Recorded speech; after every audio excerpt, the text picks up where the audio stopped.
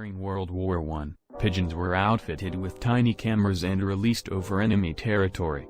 As the birds flew, the cameras clicked away, snapping photos.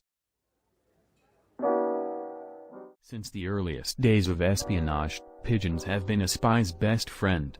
Distinguished by their speed and ability to return home in any weather, pigeons carried precious, tiny cargo high above enemy lines. During both World Wars, radio communication was often unreliable, but troops could count on the pigeon post. Of the hundreds of thousands of carrier pigeons sent through enemy fire, 95% completed their missions.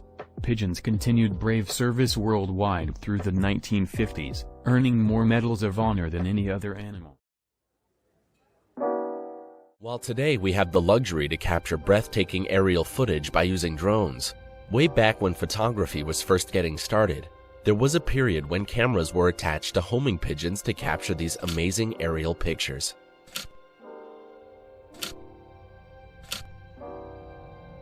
But before we get into the pigeon camera, this wasn't the first device that could capture aerial photos.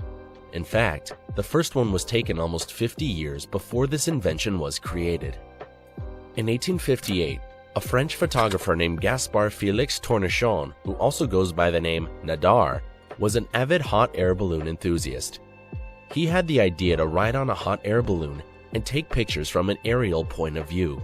Although he was the first one to practice this, none of the photos that he took exist today.